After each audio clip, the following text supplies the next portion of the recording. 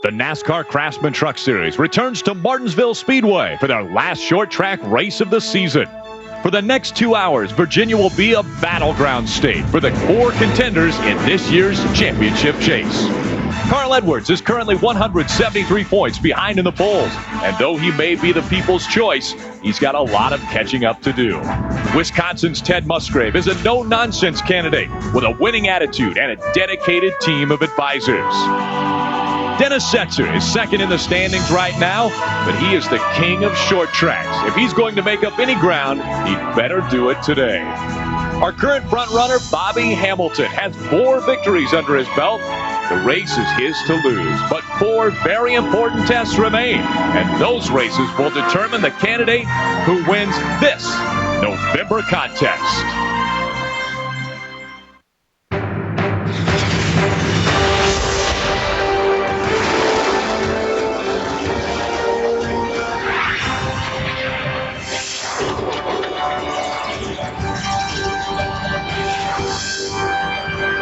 Welcome to Martinsville Speedway for the final short track race of the season. Speed Channel's coverage of the NASCAR Craftsman Truck Series pre-race show is presented by Craftsman. A crisp fall day in Martinsville, Virginia. The temp won't get above 55 degrees today as the clouds are expected to hang around all day. With 4 races remaining in the season, Bobby Hamilton is continuing to better his odds of becoming the 7th different champion in the Truck Series.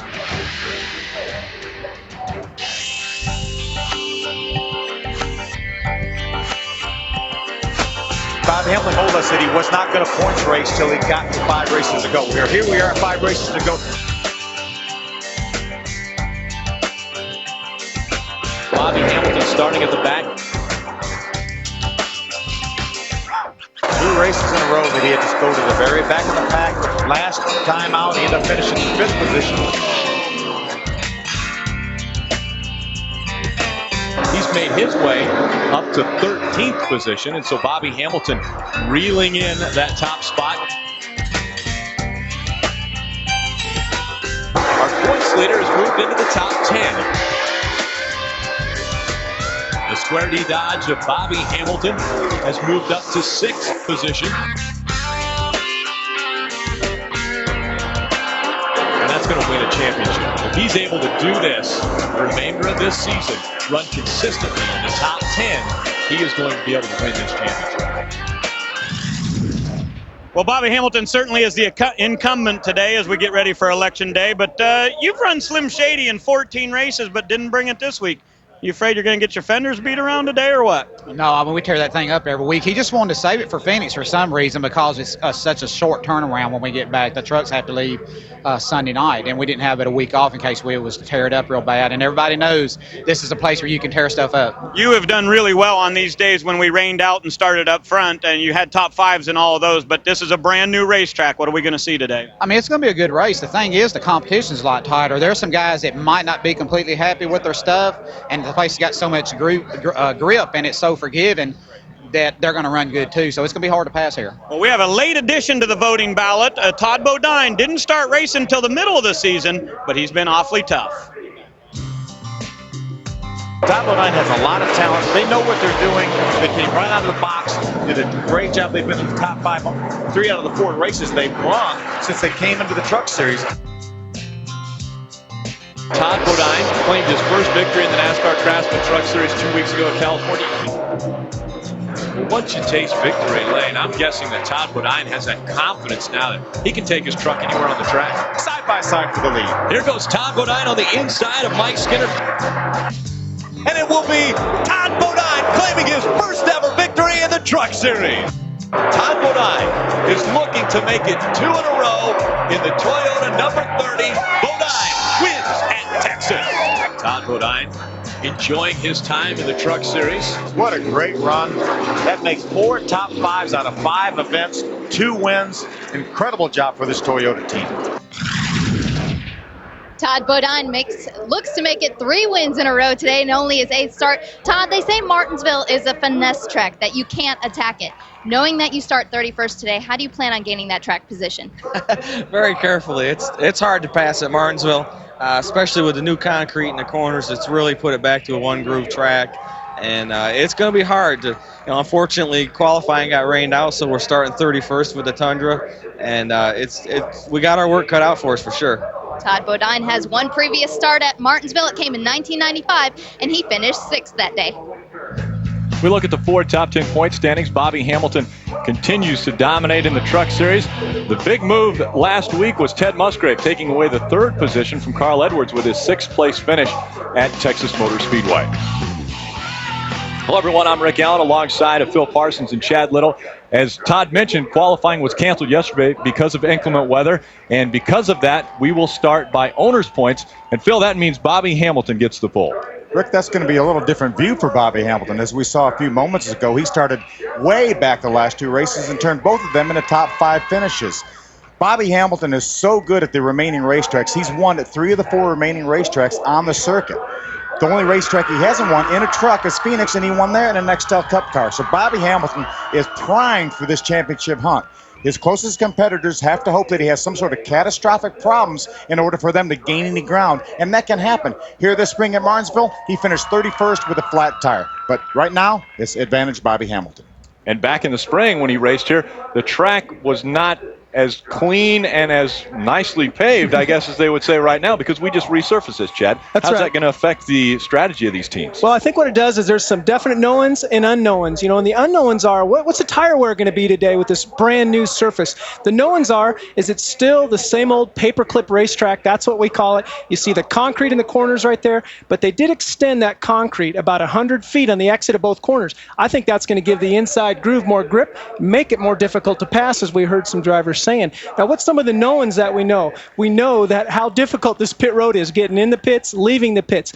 The corners where the trucks come in and pit, look at that right there. They come in and pit in the corner. It makes finding the pit stalls really difficult, and what it does is when the trucks come in, they come in at an angle. They may have passed parallel parking when they were 16, but today they're not going to look like they passed any parallel parking. An extremely tight Martinsville Speedway and a very difficult track to run on, but this is where the NASCAR Craftsman Truck Series was born. Short track racing, tough trucks, tough racing. The trucks are all in line for our 22nd race of the season for the NASCAR Craftsman Truck Series. Speed Channel's coverage of the Truck Series pre-race show is brought to you by Craftsman, the official tools of NASCAR and the NHRA. AJ, what?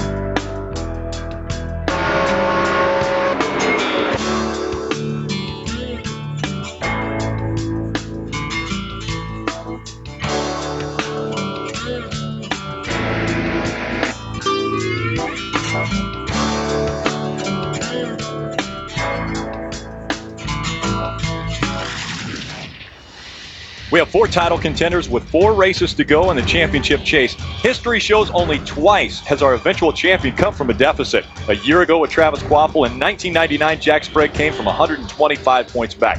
No one has ever come from further back than second with 4 races to go. And currently, in second is Dennis Setzer. Well, Rick, one of the places I think you'll have a good shot at trying to make up some points is right here at Martinsville. 2 career victories, and one came from all the way back in 33rd. But today you get to start second, so it should be easy. Well, I don't know about easy. It'd be hard to come from the back today. These things are so equal here. This new surface has just got a lot of grip for everybody. Our Silverado's been pretty good all year in practice, so we'll see how it shakes out. These guys tested a truck at Caraway, didn't like it, decided to bring this one. This is a truck that they ran at Charlotte. Now let's check in with Wendy, who's with a guy who's awfully fast. Ted Musgrave jumped up to 3rd in points after last week in Texas, which means you'll start 3rd today, Ted. Now that they've resurfaced the track, how important is track position today? You wouldn't believe it. Watching the happy hour for the Cup Series and stuff, I'm a little concerned that there's no outside groove right now. Maybe the trucks can make one, but right now it's nothing like the Martinsville of the past. So track position, it's going to mean a lot. So, if you're going to points race, you're going to have to stay up near the front and stay clean.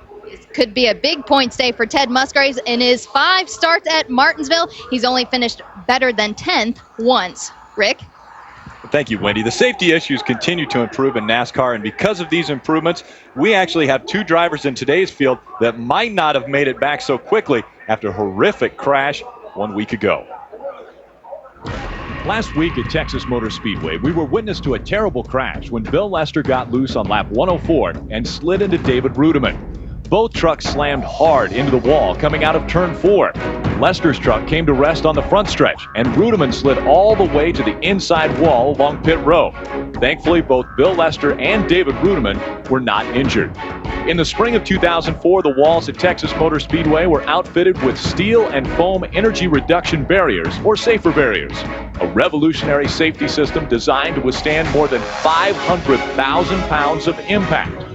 The barriers are designed to spread the impact of the crash along a broader path while bending enough to minimize the race vehicle's sudden deceleration, lessening the impact on the driver. The safer barrier is just one of the many innovations that NASCAR has implemented over the years to protect its drivers during a crash. Along with the Hans device, the safer barrier can be credited with protecting the health of Bill Lester and David Rudeman. The very fact that they will race today can be attributed to those safety innovations.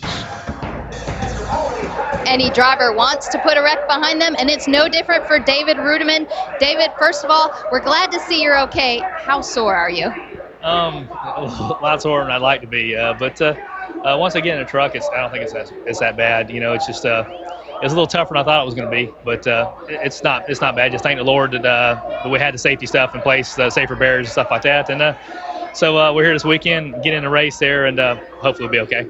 Now, during practice yesterday, Rich Bickle did climb in your truck for a short amount of time. He'll be standing by today. Do you think you'll make it the whole race? I know you hope to. Yeah, I don't plan on getting out. So, you know, it's taken me a long time to get to this point where I can be in the truck series, and you hate to, but it's going to be tough. It'll be tough, but my guys are behind me, do a great job, and we'll see if we can stick it out. Here's food for thought. Remember, earlier in the season, Rick Crawford got hurt in Atlanta. He went on the very next week to win at Martinsville. Could be today's day for David Rudeman. Well, Wendy, on the hood of the number 22 is a Husqvarna chainsaw. And, Bill, I believe you're going to have to cut your way through traffic today. You start pretty deep in the field. How can you do it after an incredible wreck like you had last week? We can do it. I have faith in this Bill Davis racing team. You know, I'm glad we have Husqvarna on the truck this week. But, I mean, I'm just glad to be here. You know, people have told me that based on that hit that I took last week, it reminded them a lot of the Tony Roper hit, and unfortunately I didn't see it, and maybe it's a good thing that I didn't, but the fact of the matter is I really commend NASCAR for everything that they've done with regard to safety, and Bill Davis Racing, the guys putting this truck together, and for the Hans device, I mean, and for Texas Motor Speedway for that soft wall. Well, I speak for everybody from our group. Sure glad to see you back here. Good luck today. That is Bill Lester in the number 22 truck, and today he will start in 24th. Rick? Bill Lester, David Rudeman, very happy that the safer barriers have been installed at most of the tracks in NASCAR, and they've been installed here at Martinsville Speedway as well. And this is a new improvement as well as the resurfacing of the track. Drivers are getting anxious to climb into their trucks to get underway with the 22nd race for the NASCAR Craftsman Truck Series. We'll be back with more after this. 200 on Speed Channel. Now we go down to pre-race activities with the invocation and national anthem. Ladies and gentlemen, please rise and remove your hats. Remain standing as we have our invocation and our national anthem.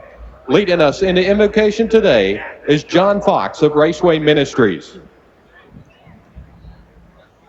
Our Father, we thank you for the privilege of living in this great nation. And I pray that as the men and women of our military give themselves to keep us free, that we as citizens will use our freedom to ensure the greatness of our nation. And I pray that as these race teams compete on the track and in the pits, that you will bless their efforts with a fun and safe race for all. In Jesus' name, amen. Presenting colors today, the 2nd 116th Infantry National Guard from Lynchburg, Virginia, and our national anthem.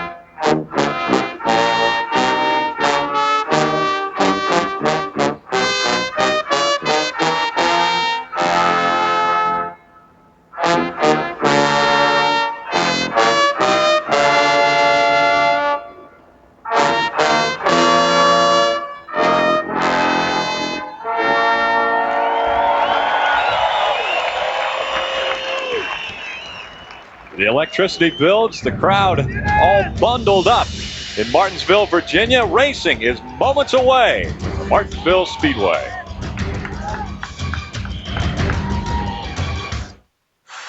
It projects a perfectly straight time going to speedtv.com to sign up for the Craftsman Toolbox giveaway. There's only 2 races remaining that you can choose from, Phoenix and Darlington. And so you're going to want to log on to speedtv.com, try to choose the winner from those 2 remaining races. And if you do, you'll win a toolbox loaded with tools. Who won from last week, Bill? Rick, we had a record number of 2,000 entries, and 63 of those correctly picked Todd Bodine to win. And of those, Lynn Sin of Freeburg, Illinois, was drawn as our winner. Congratulations to Lyle for that victory. And standing by with a guy who really would love a victory at this track, Carl Edwards, Ray Dunlap. Well, thank you, Carl, doing double duty once again. You lost some points last week. Big guy, can you make them up? Is it possible? Oh, yeah, it's always possible, Ray. We've got a great team here. Our Super Chips team's awesome. That just says how competitive this series is, to have a good finish, last week. I think we finished 9th or something and still lose points. And it's going to be a race all the way to Homestead. I'm really looking forward to it. I think we've got a great truck and we can do it. Tell me about this racetrack. What's going to be the key to success today? This racetrack is awesome. They paved it. It's like they just smoothed everything over. It's going to be really fast. I think aerodynamics are going to have a little more of a factor here than they had before. And it's going to be one groove for a long time. It might develop a second groove, but I think you're going to see some bumping and running today. I don't know what aerodynamics we're going to see. Some of these trucks might not have fenders at the end of the day. Now let's check back in with Wendy. Thanks, Ray. Bobby Labonte teams with longtime friend and on-track rival Dennis Setzer in the Chevrolet All-Star program. Bobby, you start 35th. You have a long way to catch up to Dennis today. What is the key to passing now that they've resurfaced the track? Well, I don't think it's going to be the outside groove. It's pretty tough to get out there and really get a lot of grip. We'll see what happens, but I don't think that's going to come around too much. But hopefully we can get our Josh Turner on the hood of our car, our Chevrolet truck. I said car, didn't I? Dang it. Hood of our truck and get our Chevrolet Silverado truck up there and race for a good finish here, maybe a win or something like that. In practice, it was pretty good. Dennis is awful fast, and we'd like to be able to get up there. We got a long ways to go, though. We'll let you slide on that one. It's been a long time since he's been in a truck. Only one previous start in the truck series. It came back in 1996. Ray? Hey, Mike Skinner had the fastest truck in a couple of the practice sessions. Is it good enough to win today, Mike? This thing's been good enough to win for the last 5 races. We just seem to keep on coming up short of luck, but it's awfully good today. I'll tell you, I'm looking forward to this thing, but there's some really good trucks starting in front of us, and we're going to try to have some patience and get to the end of this thing. And if we got anything for them, we'll sure as heck show our hand. You got some special equipment in here, Goat. If you can look right down here, show me this. This is a very special piece of equipment that most drivers don't have. What's that? Well, that's a little nervous energy right there. You chew that chewing gum and you stay out of trouble. We've tried everything luck-wise you can. We got a $50 bill taped in here today.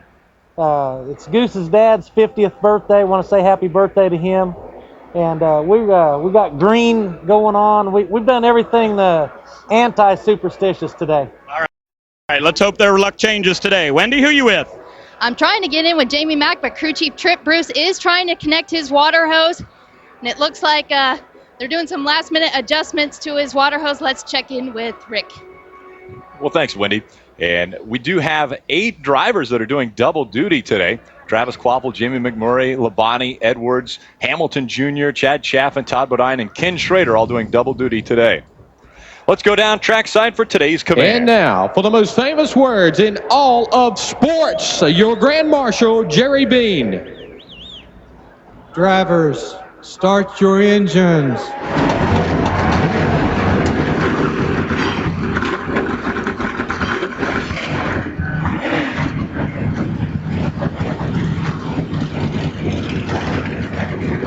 The engines are fired up, the drivers are fired up, and the fans are definitely fired up to see short track racing in the NASCAR Craftsman Truck Series. We'll be back with the start of this race right after this.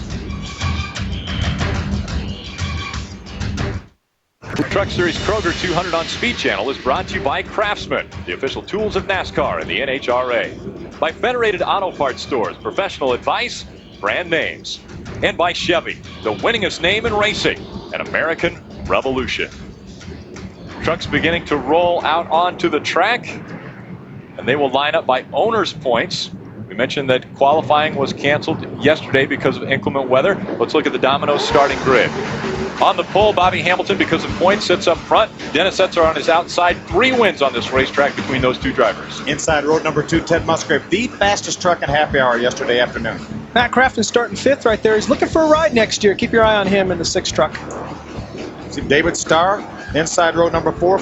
6 top 10s of the last 7 starts. It's Travis Quapple at 24, making a Cup start tomorrow. Very fast Penske car tomorrow in the Cup race. Rick Crawford starts on the outside of row 6, and he was the last winner on this track in the spring. Inside road number 8, John Wood, our winner of this very race here last year. There's Terry Cook in the 10 truck. Very fast Ford in practice last night. Tracy Hines has a career best finish of 5th at Mansfield earlier this year. He'll start on the outside of row 10. It's Johnny Benson in the 23 truck. He said his truck was real tight in happy hour, and he was hoping the changes they made this morning were going to correct that. Bobby Hamilton Jr. in the 59 truck. Second quick practice, or second truck start this year in Nashville. He was very fast early in there. Keep an eye on him. Andy Houston makes his first start in the 13 truck outside row number 15. Todd Bodine will start on the outside, or inside, of row 16. And so Todd Bodine, our most recent winner, he's looking for 3 in a row at this racetrack. Outside row 17, inside row 18. Ken Schrader, Bobby Labonte, 62 Nextel Cup starts between them. I mentioned 3 in a row at this racetrack. 3 in a row consecutively in the NASCAR Craftsman Truck Series. He's won the past 2 races for us this year. These are the ones that missed the field, and most significant on there, Darrell Waltrip. And the reason that they missed the field is because we went by owner's points and attempts this season, and those trucks did not qualify. Our Craftsman track description for this paperclip half mile. See the banking, 12 degrees in the corner. The straightaways are just flat as a pancake. 800 feet straightaways, front and back. It really seems a lot flatter at 12 degrees, doesn't it, Phil? Sure it does. The Craftsman Race Analysis 36 trucks starting this race, just under $400,000 on the line. You see the pit one to 150, 160 laps. A lot of crew chiefs are talking about making this a one-stop race. Anytime after 50 or 60 laps, they may come in. We're on board with a few drivers. Starting 35th, Bobby Labonte will be piloting the Action 47. There's a Federated Auto Parts Chevrolet of Ken Schrader. He'll be starting back in the 34th position. And Johnny Benson has our inboard camera. We'll keep an eye on him. He did say his truck was tight, so we'll see if they made the right corrections this morning. Also be riding along with the Team AFC Car Quest number 2 of Jamie McMurray. He starts 18th, and he's actually very fast in that truck. There's David Ruderman. Great to see him back in this race after that hard crash last week at Texas. He starts in the 14th position. Let's go back down trackside. Ray Dunlap. Well, thank you, Rick. I expect to see at least 10 cautions today. In the race in the spring, we had 83 laps of caution. Now, Phil was right. A lot of guys might come in early. But if you come in at lap 70, what do you do if the caution comes out again at 110? Do you stay out or do you come in? I don't want to be the leader in today's race because whatever he does, everybody else is going to do something different. Wendy? To follow up on race thought, track position is really crucial today since the track has been repaved. Most of the drivers say it will be one groove. We will see single file racing. What that means for drivers like Jamie McMurray and Todd Bodine, who start in the back, they can only run as fast as the guys in front of him. They'll have to be patient and wait for another driver to slide in order to get by. Pace truck is down pit road. Bobby Hamilton, Dennis Setzer, 1 and 2 in the points. Come to the green flag, and we're underway with the Kroger 200. This could be a very, very big first lap. Danny Gill, crew chief for Dennis Setzer, said we would love to lead that first lap. If we can keep Bobby Hamilton from leading, that's a 10-point swing. 5 points we get, 5 points he doesn't get. Guess what, Phil? It's not going to happen. It was a good plan. It was a great plan. It's just not going to happen. Hamilton leading the first lap, and they begin to fall into single file. Remember, all the drivers have told us there's really not an outside groove left yet. Right now, Dennis Setzer's on the outside. He would love to get down on the inside of the racetrack. Right now, Matt Kraft in the 6 truck on his inside. Carl Edwards going to try to pull and plug in that hole also. This track is so tight, it really requires the drivers to use a lot of finesse. And what I mean by that is rhythm. Get off the gas at the right time. Use the brake the right amount in each corner. Really find that rhythm. The sooner they're able to do that, the quicker their lap times become. Good shot out of Jamie McMurray's truck right there. Jamie was so good in this truck at Richmond. Almost won, finished second to his teammate Ted Musgrave. Looks to have another great run today. Side-by-side racing. Jamie McMurray on the inside. Chase Montgomery in the 8 on the outside of him, and you're kind of hung out to dry when you're in the outside line. Yeah, but that's what's going to get us a second groove in. All these trucks that are being forced to the outside, that's what's going to put rubber down to try to make this a raceable 2-groove racetrack.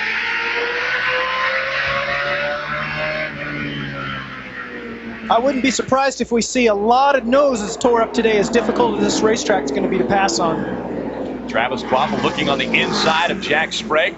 He tucks in behind him.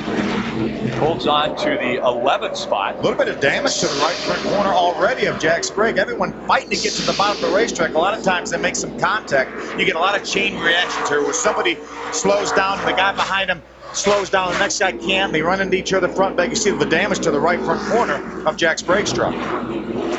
Just like on the freeway at 5 o'clock, you got to anticipate what's going on. We have a spin down turns 3 and 4. Problems buckling up down in 3 and 4. Terry Cook in the Power Stroke Diesel number 10 getting spun around. He gets it going again, and our first caution comes out of the day. No contact with the wall. No contact. Saw some damage to the left rear corner of Terry's truck. It's got a flat left front right now. Front tire. You see the balance dragging the racetrack. See if we can take a look at what happened to Terry Cook. See the 21 truck on the inside. Hank Parker Jr. makes some contact with Terry Cook. Terry tries to get to the bottom of the racetrack. Hank had his nose stuck up in there. There's the contact from Hank Parker Jr. Around he goes. Great job by Shane Meal avoiding Terry Cook as he spun around. That is the most common form of an accident you'll see at Martinsville. That is the guy underneath has his nose up past the axle, and the car on the inside starts to turn down. And you see Terry turn down right there in front of Hank Parker, and it just spins the guy out on the outside. Tough trucks, tough racing in the NASCAR Craftsman Truck Series. And again, this is the final short track race of the season for the NASCAR Craftsman Truck Series. We'll be back with more green flag laps after this. Green flag racing since the caution. Ted Musgrave takes over the top spot from Bobby Hamilton. You see right there, Bobby Hamilton has been pushed out into the outside groove. It's going to open up that inside for Matt Crafton to go. And then right behind him, I mean, the trucks will just follow each other. The outside groove just doesn't have the grip that the inside does. Bobby wants to be very careful now. He doesn't want to crowd that truck on the inside and let them bounce up into him. You see a lot of times here, trucks will hit that curve on the inside of the racetrack and then bounce into the truck on the outside, causing him to spin out then. Bobby's giving them a lot of room. We saw that with Carl Edwards in his first race here. He did it twice to other drivers. Take a look at the pass by Ted Musgrave. He had the fastest truck in happy hour. See him, got a great run off turn number 2, pulls to the inside. Bobby sees him, sees he's there, gives him plenty of room. Ted Musgrave, a lot of the crew chiefs in the garage area said this is the truck to beat. So a little contact right there from Matt Crafton and Bobby Hamilton. Probably flattened out the wicker bill on the front fender of Matt Crafton's truck. Ted Musgrave knowing he's got to have a great finish at this race if he has anything for Bobby Hamilton in the championship hunt. Ray, what have you got on Ted? Well, Rick, yesterday in practice, I was very surprised to watch the Mopar crew take the entire rear end housing out of that truck, gear and all, brakes and everything. They took it down, put a different one in. Why? They came here with just a little bit of toe in that rear end and just a little bit, not enough camber. So they took that whole rear end assembly out and put the other one in, and Ted Musgrave picked up a half a second on the racetrack. He said this race truck is the best he's ever had at Martinsville. Wendy? You see Terry Cook's about to go a lap down from Ted Musgrave on that caution on lap 8. He did not have any damage to his truck. He did come down pit road, changed left side tires, went back out on the track, came back in and changed right side, and they were going green when he pulled off pit lane, so a lap down pretty early in the race for Terry Cook. Terry Cook getting hung outside now as the lead trucks are going by. On the inside of him, that's Dennis Setzer in the 46. It looks as though Bobby Hamilton might be being very cautious in this race right now. Well, very cautious. I think we've got a good shot of Tracy Hines, the 88 truck. We got a report that he made some contact with the outside wall. Excuse me, that's Bobby Labonte's onboard camera. See the 88. He did make some pretty serious contact with the outside wall. That's actually Andy Houston, the 13 truck. It was not the 88 truck, both sponsored by Menards. So it was Andy Houston that made contact with the outside wall, not Tracy Hines. Ted Musgrave continuing to dominate around this track. And Phil, you mentioned he was fastest in happy hour. And a lot of the other drivers were saying, well, The one is kind of in a zone by himself. Well, he has already run a lap under 20 seconds flat, and that's faster than the old track record here at Martinsville. That's how good this surface is right now, and that's how good Ted Musgrave is. Speaking of good, Mike Skinner makes the pass on Steve Park. A very good move by the number 5 Tundra. Yeah, we heard Mike Skinner say in the pre-race how good his truck was, and then he anticipated once he got around most of the traffic, being able to fight for the win. See Jack Sprague, the 16 Chevy Silverado on the inside to make a move around Chad Chaff and the Dickies Dodge on the outside. Little bumping. You're going to see a lot of that here at Martinsville. I was going to say, we could say bumping on about every shot that you see. If we could see the entire field with one camera shot, I'll guarantee you we would see bumping every single lap around this racetrack. Following or getting into nose-to-tail formation again. And we mentioned earlier, because of the resurfacing of this track, there's a lot of grip, and it really lends itself to run the low line around this track, and it takes away the upper line. Chad Chaffin running on that low line. Wendy? Chad Chaffin has come over the radio and said he's had to wait to get on the throttle. He started 6, has fallen back to 10. Now, they did tell me at the beginning of the day that they aren't points racing, but they need to gain points. So whatever that means from crew chief Kip McCourt, they're trying to get that 5th place points position. They're only 27 points out of 5th.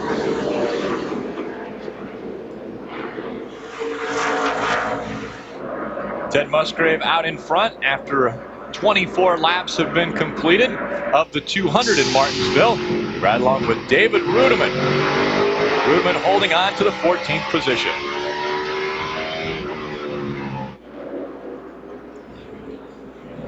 So 07 of Sean Murphy spun out down in the middle of turns 3 and 4. You see Ted Musgrave taking evasive action, going around the outside of him. Yeah, there was some contact right there. Turned 07 around. Terry Cook will be the recipient of the free pass, so he will be able to overcome that pit stop because of that spin earlier and get back on the lead lap. He's going to have horrible track position, but he's going to be back on the lead lap. Back on the lap. Let's take a look at what happened real quick.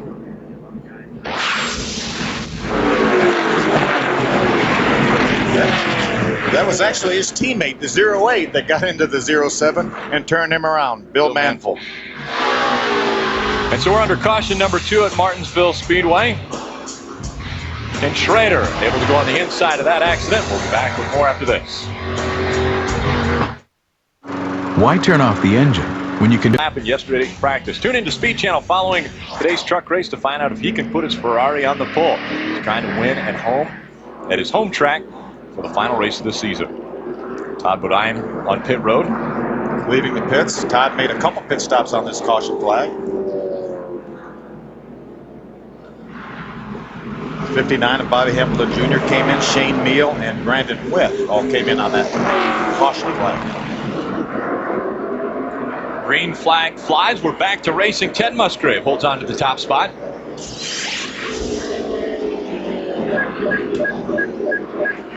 We're getting a report that Shane Meal, who was already being shown 1 lap down, ran the stop sign at the end of pit road, so he's going to be brought back in for a pass-through penalty, which will undoubtedly cost him another lap. So he will be 2 laps down once he gets back off pit road. That hurts. Ray? Well, guys, I'm really not sure how he lost that last lap because he came down pit road and changed just right side tires.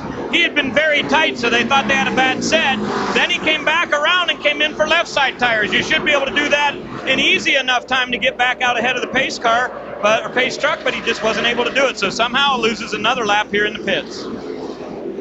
We're hearing from NASCAR that he had a wrench that they left in the truck when he changed the tires on the first stop. And obviously you cannot go back out onto the track with equipment. Yeah, there's Shane Meal right there. He is now 2 laps down. He's only able to go 30 miles an hour while their trucks are out on the track racing at 120. So he loses a lap by having to make a drive-through penalty.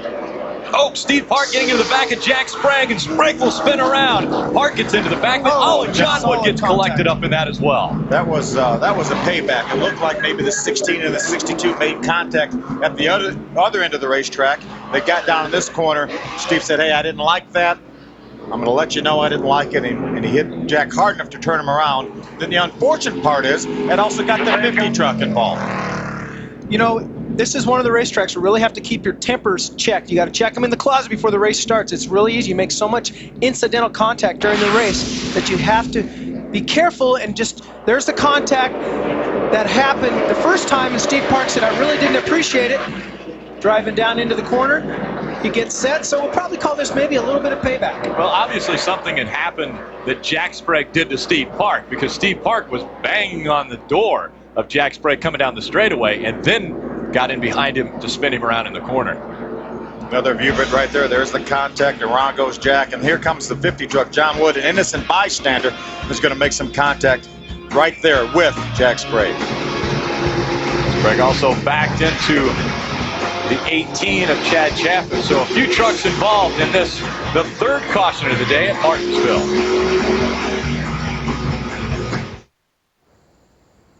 Wish I could go to California.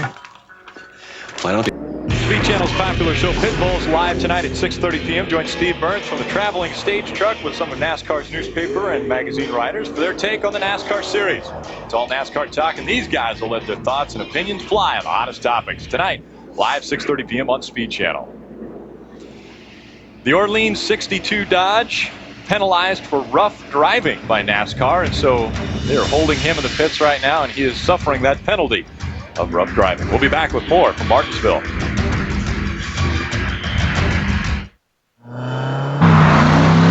Speed Channel, we're under caution number 3, and the reason for that is because had a little rough driving going on. We saw the 16 and the 62 make some contact. Here the 16's on the inside. He runs into the side of Steve a little bit. Then Steve got sideways, then made some more contact. Then they go down to the next corner. Steve did not appreciate the contact. He's going to make some contact with Jack Sprague. Here comes John Wood, innocent bystander, makes some contact. Looks like there's not a great deal of damage to John Wood's truck, so it may not have really hurt his effort. You know, and Steve ends up getting a one-lap penalty out of this. What we don't know is there any contact that happened before we saw that makes Steve a little bit more upset, but you've got to check your attitudes before this race starts, because this is a common element of today's race. Green flag flies. Ted Musgrave out in front. Right behind him, that's Matt Crafton. Chevy Silverado, number 6. 36. Whoa, look at Bobby Hamilton getting very wide around 1 and 2. Well, Bobby thought that David Starr was going to be there because he was right in that position as he started to turn in. I think Bobby was being a little extra careful, then lost grip when he turned in at the different angle. Yeah, I don't think there was any contact between the 75 of David Starr and the 4 Bobby Hamilton. Bobby just gave him enough extra room, but got up in the marbles. That's the loose rubber that comes off these tires as they wear the tires off. And he got up in the marbles, slid up to the high side. That allowed Mike Skinner to get by. Let's take another look at what happened here with the 4 and the 75. You see David on the inside. He's going to drive down the corner.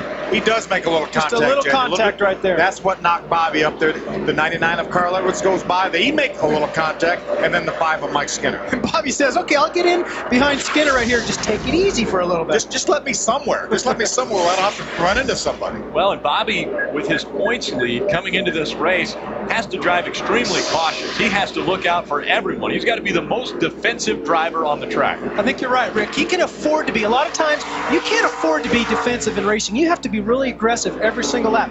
Bobby's not in that situation. He's very fortunate to have the lead he has. And to maintain that lead, like Phil said in the open, he can't do anything stupid. He took a little look on the outside there down to 1 and 2 the last time, down at this end of the racetrack. You didn't get a whole lot of grip up there, but that group may come in the longer we run. Bobby tried it out, didn't see anything there. He pulled it back in behind the 5 of Mike Skinner. Jack Sprague involved earlier with the incident between himself and Steve Park. And Ray, what have you got on the damage to the 16? Well, damage is not any problem there, Rick. The big thing was I was surprised they didn't put tires on that. They came down here at lap 35, looked the tires over, raised the track bar 3 rounds for Jack. But here's part of the reason why no tires. All of these teams down here are saying we want to keep at least 1 set of tires for the last 25 laps. Why? What happens if somebody wrecks you and you get spun sideways and you got bad tires? You want to have 1 set left. So most of these guys say, don't put the tires on in the first 30 to 50 laps. Let's save them for 70 to 110. You see Bobby finally working underneath. Go ahead, Wendy. The 62 of Steve Park did come in for that 1-lap penalty. We have a spin in turn 4. It is Steve Park in turn 4 getting spun around. And so Park sits while the field goes by before he can turn his truck around. I hate to say it, but Park is parked. I'm glad you hated to say that. Oh, you know what it's going to do? He couldn't get turned around. He's going to go down another lap right there. There's truck owner Brendan Gaughan right there. He's got so much damage to the right front corner. You see part of the sheet metal underneath the right front tire. That's why he couldn't get his truck turned around as quickly as he would have liked. 10-4's got the right front pretty good. Damage continues on the Orleans Dodge, number 62 of Steve Park. And so Steve Park spins around in turn 4. We'll be back after this.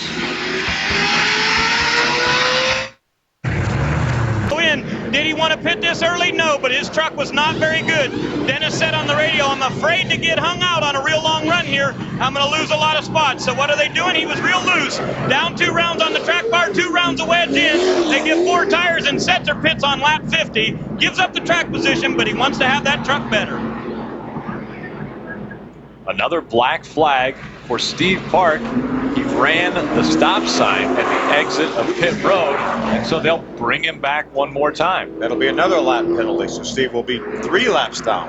Steve, they're going to black flag us again here for front of pit road paddle sign. The NASCAR official using that paddle watches the pace truck on the track, tells them to go. If the truck hasn't got to that point yet, tells them to stop if the truck is very close. They'll work on the 62 truck. We had mentioned earlier the ducts that funnel air up into the brakes. Those were dangling down because of the damage that has been done to the front of the 62 truck. And so they continue to work on Steve Park's truck. He'll suffer the penalty, and we'll be back with more. These safety goggles not only protect your eyes, they help you see in the dark. The right tool for every project. Innovations for the good life. Craftsman. Speedway, Ted Musgrave continues to lead. Only been 2 leaders so far today. Bobby Hamilton led the first portion of the race, and Ted Musgrave took away the top spot and has not relinquished it yet. A number of these trucks have not pitted yet. The one of Ted Musgrave and all the trucks probably in the top, at least in the top 10. The trucks back behind those trucks have all made their pit, or at least their first pit stop already. So we've got a couple different pit strategies going on right now. And it seems like Martinsville always plays that outfield because the guys in the front, they don't want to pit yet. It's only been 55 laps, and probably 20 of those laps are under caution. Their tires are still good, so they want to stay out as long as they can. The guys in the back take advantage of the cautions. Good shot of Bobby Labonte right there. He's currently being shown in the top 10 in the 9th position. That's Bobby Hamilton Jr., the red truck right behind him. Bobby started way, way back because of the virtue of not having very many points with that truck. But he stayed on the racetrack. He's one of the trucks that stayed on the racetrack, and he's in the top 10.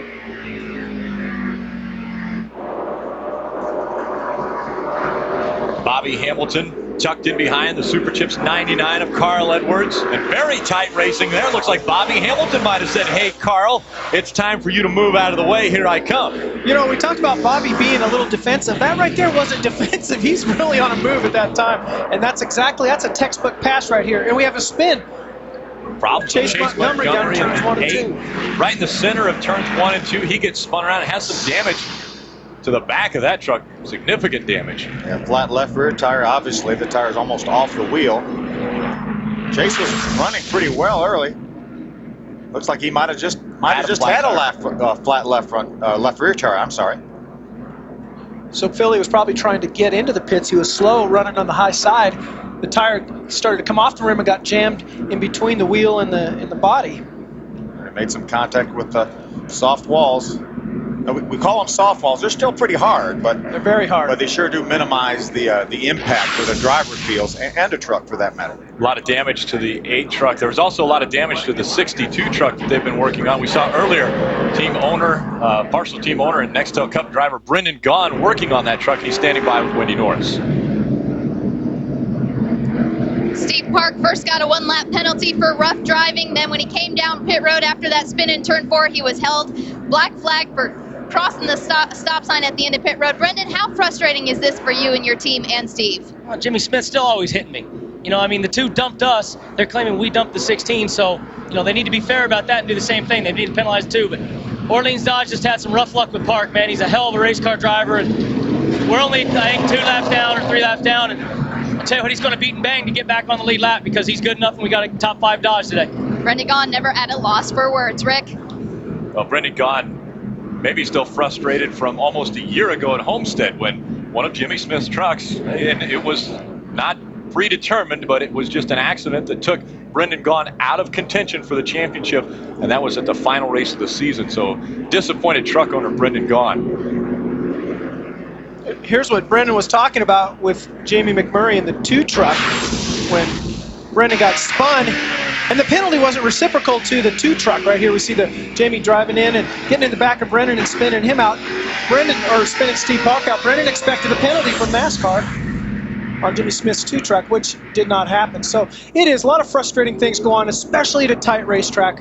And Martinsville is the smallest racetrack that NASCAR races on. Jimmy McMurray bringing the Team ASE CarQuest Dodge in for, looks like a quick stop. You see the wrench they're putting right now, raising the track bar a little bit. Gonna try to free that truck up a little bit. He's probably a little bit tight in the center of the corner. They want to free it up. He put sticker tires on all the way around. Bobby Labonte also gave up a top 10 finish, or top 10 running position to come in the pits. Bobby's already left his pit. Wendy?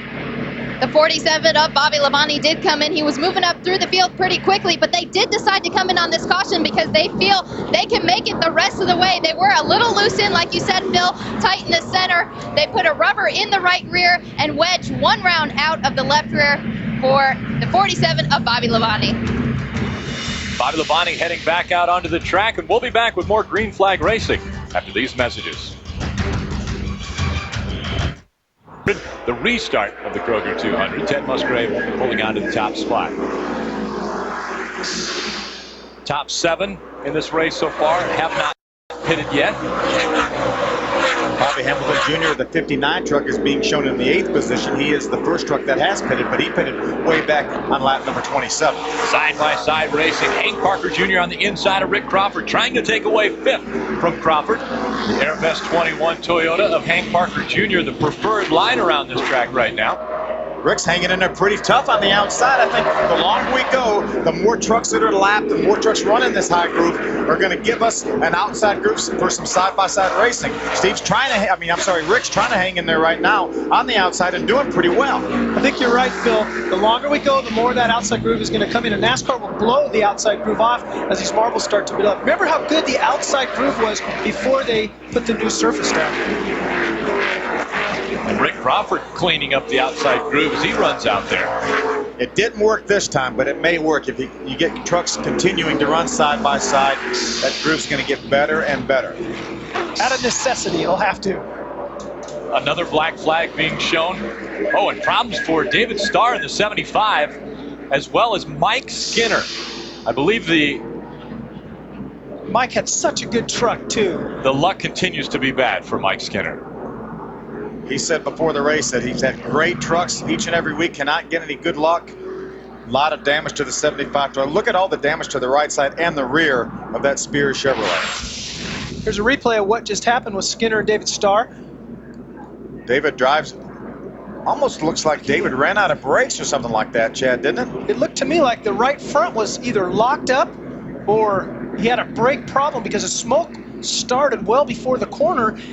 Mike Skinner was a victim just sitting out there, had nothing to do with it. He's on the inside of Johnny Benson, and he just drives down the go. You see the smoke. It's almost looks like he didn't even hit the brakes. Makes hard contact with Mike Skinner, puts him in the outside wall, and then David backs into the outside wall. A lot of damage to both of those trucks. We'll have to follow up and see if there was a brake problem, because that is what it looked like, that he just didn't have any brakes as he went down into that corner. We talked earlier about Steve Park's brake ducts hanging down. Well, that's what a brake duct looks like. I think that came off of Mike Skinner's truck as he made his way around the racetrack after contact with the outside wall. We've got Bobby Hamilton, our point leader, on pit road.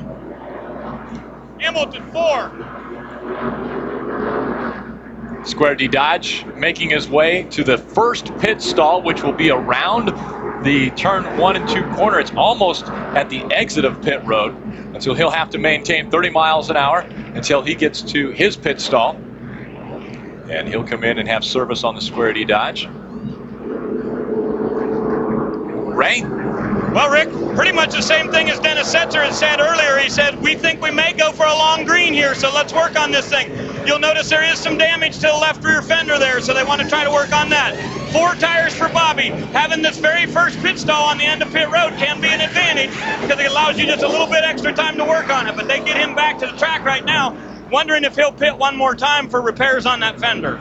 Yeah, Ray, Ray's exactly right. That is an advantage, having to pick the first pit stall. That is the preferred spot to pick.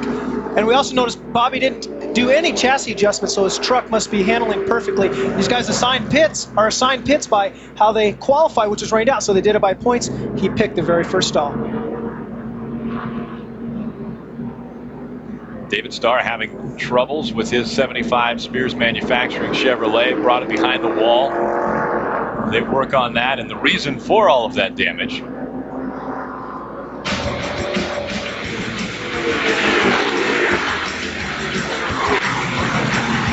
didn't look like he could slow it down. Mike Skinner being caught up. We'll be back with more racing in Martinsville.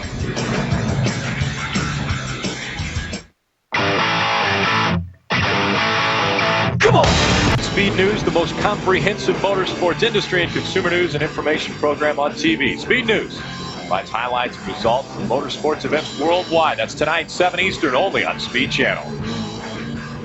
Ray standing by with David Starr. Well, Rick, it appears that it was the right front brake caliper locked up here on the Spears Chevrolet. It was not a hung throttle. I looked over the carburetor there and also the air cleaner, no problem there, but it just appears that it was the right front brake. They are going to replace the caliper here and the rotor. And, really, there's a lot of cosmetic damage to this truck, but it doesn't look like any problem to the steering components or anything like that. So they are doing some cosmetic repair, getting the bed taped down and everything, going to get some new tires on this thing, try to get back in this race. And the reason for all of this damage.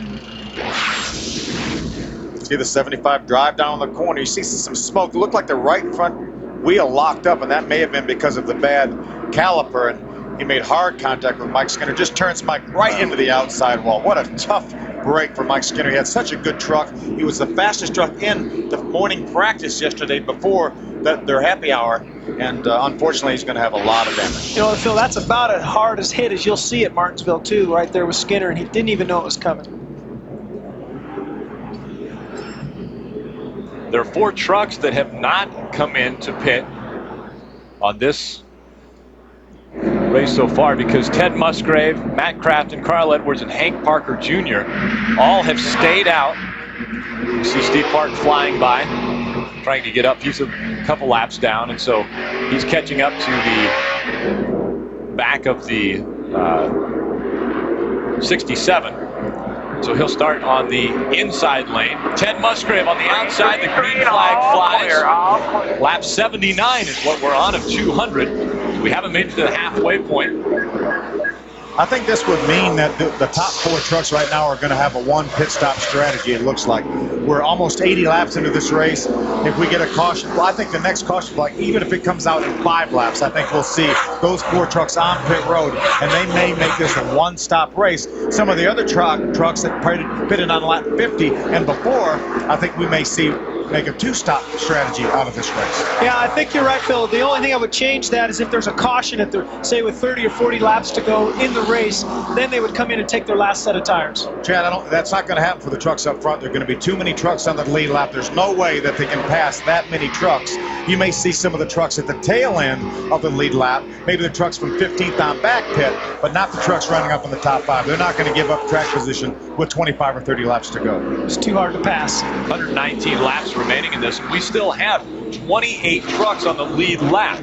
And so there are a lot of trucks up there, and that is a lot of track position that they would have to make up if they were to come in late in this race. You know, John Wood won this race last year by adopting a two-stop strategy. Dennis Setzer had a one-stop strategy. He did not pit. John Wood was able to pass him late in the race, but there are so many better trucks this year. The competition is so great this year that you're going to have a lot more trucks on the lead lap than we did last year, and I don't think it's going to happen. Last time we saw that view of the Team ASE CarQuest Dodge behind the 62 of Steve Park, he got a little help going around. Got a little help from his friends. Side-by-side racing for fourth place. Dennis Setzer, fresher tires, getting by the 21. Oh, and Hank Parker Jr. getting into the back of Dennis Setzer. That's a common theme we're seeing right now. When somebody passes somebody, we have to go back to the previous lap to see why that little reciprocation may have happened. But Dennis Setzer drives up into the fourth position. Now, he is one of the trucks that pitted. He pitted around lap 50, so he has fairly fresh tires right now, and I think he's going to still be on a two-stop strategy. He would like to see a caution about lap 120, 130, something like that, to get his second set of tires. You know, a lot of times what I think goes on there is it's just a little payback. It's a little reminder. Oh, we have a wreck with Rick Crawford down in turns 1 and 2. He spun out, was up against the outside wall. Looks like his left front tire is flat. And the camber on the right front is way out of kilter right now. So he's got some good damage on that truck. A lot of damage to Rick Crawford's number 14, so it doesn't look like the supermarket sweep. And we don't have a caution. That is why Rick was wondering where in the world is the caution, but we don't have a caution flag out yet. This is for the lead right here. Matt Crampton on the inside of Ted Musgrave. I'm sure Ted Musgrave slowed down because he saw the wounded truck of Rick Crawford. Matt Crampton almost took advantage of that, drove to the inside, was not quite able to make the pass for the lead. You can't assume that a caution's going to come out. It all depends on whether there's debris on the track, whether there's a harm to the driver or the crews, and obviously NASCAR felt there wasn't a need for caution right there. Dennis Setzer trying to reel in the top three. Dennis Setzer with fresh tires. He's pitted most recently. Ray. Damage on the front of Rick Crawford's truck. You see the right front fender certainly with damage. Left front tire flat. These guys will go to work. They work on the left side here first to get that front tire off. The guys do. Tim Sanders changes the front. Jason Romsberg's on the rear. They put left side tires on it. But Crawford does not leave. They wanted to get that fender on the right side better. So Gator Morris, the jackman, he hammers on that thing as hard as he can, trying to beat that right front fender down. Left side tires on it only. Crawford on his way back to the racetrack. Dennis Setzer was able to pass the 99 to gain another position. He's up in the third. Let's see if we can see what happened to Rick Crawford. Here the trucks drive down in turn number 1. That's the 29 truck on the inside, makes contact with Rick Crawford. Deborah Renshaw turns Rick around, going in the corner. See the flat left front tire right there. That's the separation between 1 and 2. Ted Musgrave leading. Behind him, Matt Crafton in the Chevy Silverado number 6. Dennis Setzer has fresher tires than either of the two trucks in front of him, and he's running consistently faster than those two trucks. He had the fastest lap on the racetrack the last 2 times by. That's what tires will do, but tires aren't necessarily the answer. Track position sometimes is a key on a little bull ring like this Martinsville racetrack. David Rudeman in the NTN bearings, number 17, gutting it out. A very violent crash a week ago. And he talked about how he was sore, but he's running very well as we get to the halfway point of today's race. There's Johnny Benson, the 23 Toyota, right in front of him. A great second-place run last week at Texas for Johnny. He's been in the top 5, top 10 every week almost from the time he got in this 23 truck for Bill Davis. And how difficult, coming back from an accident, David Rudeman gets back into this truck after a very violent accident. How difficult is it that he's on a short track? There's a lot of work to be done by the driver. I talked to David over yesterday, and he said his chest was really sore. That was what hurt the most. So he said the difficult part is stopping in the corner. So I would say that when this race is over, he's going to be very sore, and that's why they have Rich Bickle, a very accomplished short track driver, standing by just in case he gets too sore. We're riding along with Johnny Benson, looking back at David Rudeman. Jamie McMurray in the Team ASC CarQuest Dodge number 2, just in front of fellow Cup driver Bobby Labonte in the Axiom 47. It's a battle for about the 13th position right there. Jamie has 13th, Bobby Labonte 14th. Terry Cook, the 10 truck, who we saw have some problems early on in the race, has rebounded well. He's being shown in the 15th position. We see the race kind of settling down now, you guys. It's been about 30 laps since a caution, probably about the longest green flag runs we've had so far, and yet nobody's been able to really challenge the 4 guys who haven't pitted. Short track racing, you expect to see damaged trucks. We've seen a lot of damage so far on a lot of different trucks in this race.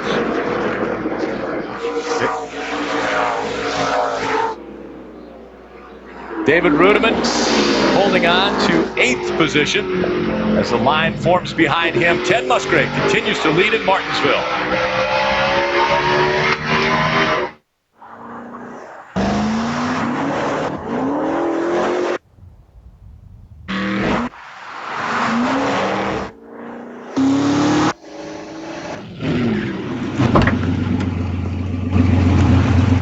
People who work on their feet.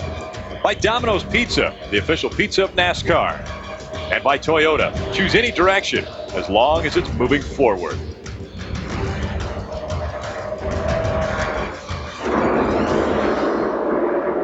Ted Musgrave putting Chase Montgomery another lap down.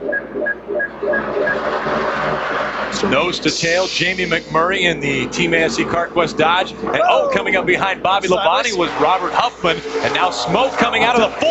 That's Bobby Hamilton with problems in the 4. That's your championship points leader. We had a chain reaction and he busted the radiator. That's exactly what Bobby Hamilton did not want to happen. Unbelievable turn of events. He had bad luck here in the spring, finished 31st. We could see the water come out almost immediately. Had a chain reaction situation. Bobby Hamilton with a busted radiator. Now, a week ago, Chad, they came prepared for anything. How long will it take them to change a radiator on this truck? Well, under green flag racing, it's going to take several laps. Although they are prepared, they still have to go behind the wall, pull the old one out, put a new one in, make sure the brackets are all set. It'll take several laps. Ray? Well, they do have a radiator ready to go here, guys, in the pit. They also have the quick cool-down unit ready to go. The hood comes up here on the Square D Dodge, and yes, they have determined that they are going to have to change the radiator. So this is going to be many, many laps. 07 is in the wall right in front of Hamilton's pit here in the center of turns 1 and 2. So this may help a little bit as we slow down under caution. When they go under caution, of course, it takes a lot longer time. If he'd have stayed under green here for Hamilton to change this radiator would have been devastating. Not that this is going to be good, but a caution will help. Unfortunately, all he had was a flat tire in the spring, and he finished 31st. So Bobby Hamilton, as long as it's going to take to change the radiator, is going to be relegated to a finish somewhere again, more than likely, in the 30s. That's just what his other competitors, the other 3 in his championship battle, were wanting to see happen. Not that they wanted any bad luck, but they were hoping somehow to get back in his championship hunt, and this is going to do it. And let me point out, the other 3 in that championship chase are running extremely well. All 3 of them are in the top 5 right now, so this could be a big swing in the points. And it looks as though the leader, Ted Musgrave, will bring down the lead lap trucks, and that includes the 46 of Dennis Setzer. Now, Setzer had pitted earlier, and now he chooses to pit again following Ted Musgrave and the 6 of Matt Crafton. Wendy? The 99 of Carl Edwards comes down pit road. They decided not to pit early in the race because they weren't sure how their truck was going to be on long runs with all those cautions. They are pulling the rubber out of the right rear. You see John Armstrong takes a little bit more time on the right side. Let's check in with Dennis Setzer. The 46 is on, Ray? Hey, yeah, okay, there we go. Dennis Setzer came to pit road, guys. They took 2 pounds out of the left front, 1 pound out of the right front. Dennis Setzer said he needs to get through the center of the corner better. 4 tires for Ted Musgrave here on lap 111, but no changes to his chassis. We'll see where these guys come out in the lineup and how long it'll take them to work their way back to the front. And you saw them stop until the stop-and-go gentleman turned the paddle around, so they saw green. They don't want to have any mental mistakes right now in this championship hunt. One other thing they also saw was Bobby Hamilton on pit road with the hood up. So they know they're good. If they can stay on the racetrack here and get a decent finish out of it, they're going to gain a tremendous amount of points on Bobby Hamilton. Just what they need to get back in this championship battle. Travis Kvapil in the Toyota All-Star Showdown, which is live on Speed next month. He is out in front. He will now be our leader. He's the 3rd different leader. Bobby Hamilton has led laps. Ted Musgrave led laps, and now Travis Kvapil out front. Rick, let's see if we can take a look at what caused Bobby Hamilton to lose his radiator. We had a chain reaction situation. See, the 13 of Andy Houston is right in the middle of your screen. That's Andy right there, and he's up on the high side. And you see the chain reaction. Bobby runs into the back of the 12 truck of Robert Huffman. Immediately, you see the steam coming out of his truck. He punctured the radiator right then, and that's what caused him to have to come to pit road with a busted radiator. We started this show saying that the only thing that the guys behind him could hope for was problems with Bobby Hamilton. That's exactly what's happened. Dear Darrell, you were voted most popular driver in 89 and 90, but What's going on with Matt Crafton? Well, Rick, we talked about pit road and how busy it would be today. Crafton came down here on lap 111, went back to the racetrack. He was second when he left the pits, but guess what? Loose lug nuts on the left tire, and that way he had to come back down pit road, so that'll change his position. Jack Sprague will restart second in this race. If he gets just a couple more laps of caution, they believe they can go the distance without pitting again. Travis Quapple leads the field to the green flag, and we restart the Kroger 200 at lap 117. Jack Sprague could be something to reckon with. Now, if he can stay on the racetrack and not have to pit anymore, he's got great track position. He's been able to pass the trucks on the outside, some good trucks. You know, the battle we saw that Bobby Hamilton got involved with, well, Jack Sprague was able to pass Andy Houston on the outside. That's why he was not involved with that. He'd already driven by Andy on the outside. Kelly Sutton in the 0-2 getting bounced around. Now she's relegated to the outside. Charlie Bradbury behind her in the 78. I want to point out that Ted Musgrave, who's really dominated this race so far, restarted after pitting right there in 13th position with Dennis Setzer right behind him. We'll have to see how long it takes him to work their way back up to the front. Oh, Kelly Sutton gets spun around, and right behind her was the 46 of Dennis Setzer. I think he made it through. We see David Rudiman having problems. As the 18 of Chad Chapman on the inside. I know Dennis Setzer was right beside Kelly Sutton when she got sideways. Ted Musgrave was very, very close to that accident, along with Dennis Setzer. The 21 of Hank Parker Jr. also involved, and serious damage to the front of that truck. And he was running real. Here's a replay of what just happened. See the 0-2 truck of Kelly Sutton on the outside. That's Dennis on the inside. They make a little contact. He's clear of it. Charlie Bradbury makes some contact. You see Musgrave, he got in the back of Charlie Bradbury, and all these other trucks came along with nowhere to go. Started down in the middle of the turn, actually, with Kelly getting turned sideways. Bobby Jr. barely gets by in the 59 truck. Ted Musgrave gets in the back of Charlie Bradbury. We need to take a look at the front end of Ted Musgrave's truck to see how much damage he may have. Let's take a look from the onboard camera of David Rudiman. This is coming out of turn number 4. You can just see, Phil talked about at the start of the race, this is a chain reaction. When you're running this close together, the guy 4 or 5 back, there's nothing he can do. See Bradbury, the 78, gets in the back of Kelly. Right there, you see the quarter panel bow up. The 59 goes by, Bobby Jr. 99, Carl Edwards barely gets by. Now then they start spinning. Hank makes hard contact. David Rudiman, no place to go. Chad Chapman, no place to go. Ted Musgrave gets by on the outside, but only after making contact with the 78 of Charlie Bradbury. Let's see if we can take a look at Ted Musgrave's truck to see if there's any damage. You see where it poked the grill in a little bit. I don't think it got back to the radiator. That's the critical part. If it didn't get in the radiator, I think he's going to be okay.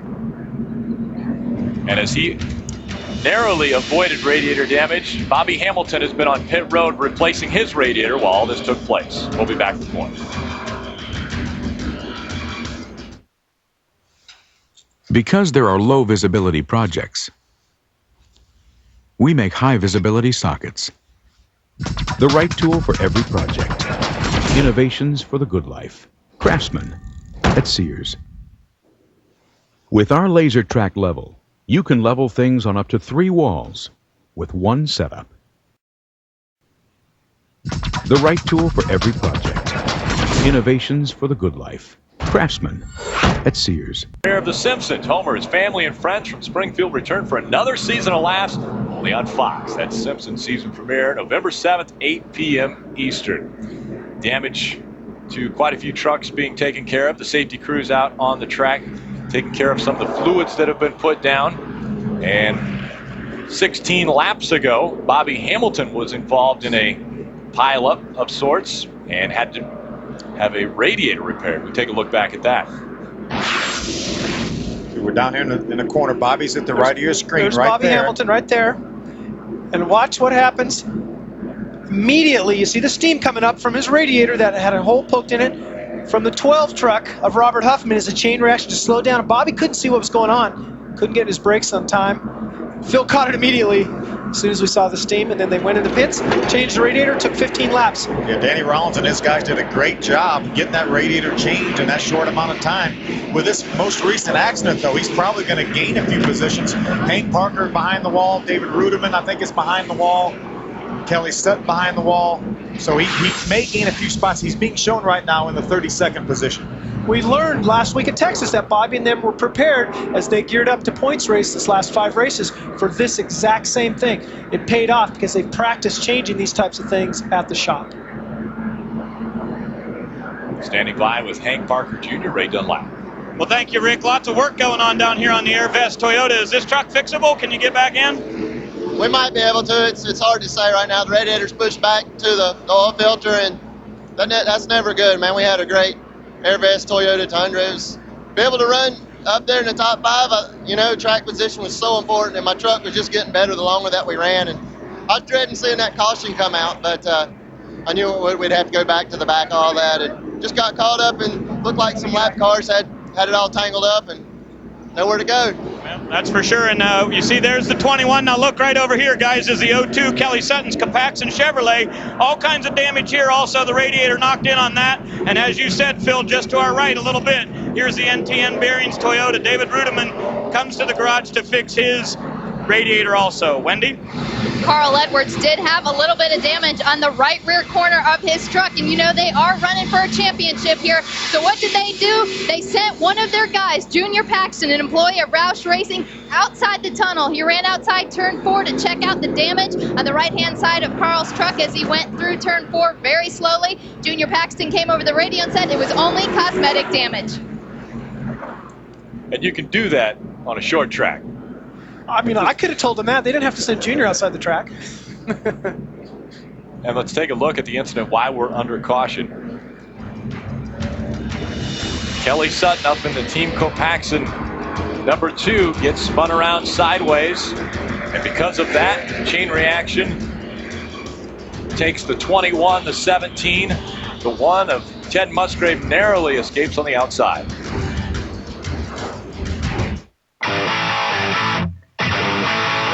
Come on!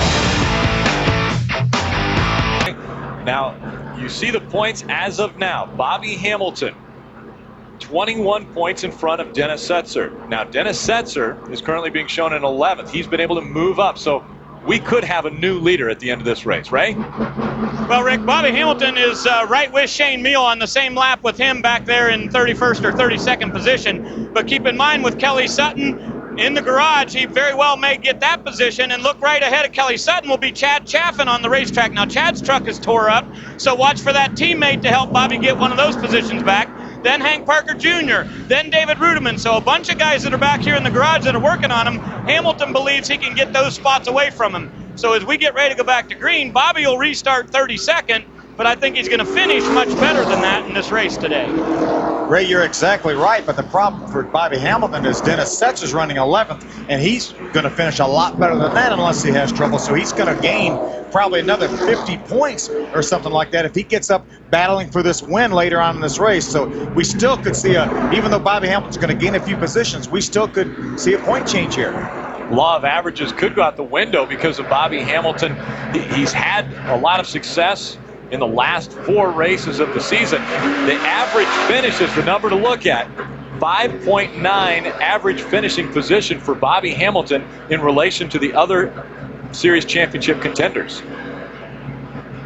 As we mentioned earlier, Bobby has won on 2 of the remaining 3 racetracks once we leave here at Martinsville. And the one he hasn't, Phoenix, he's won an Nextel Cup race, so he knows how to get around all of those racetracks. This championship is not over yet. It's just getting better.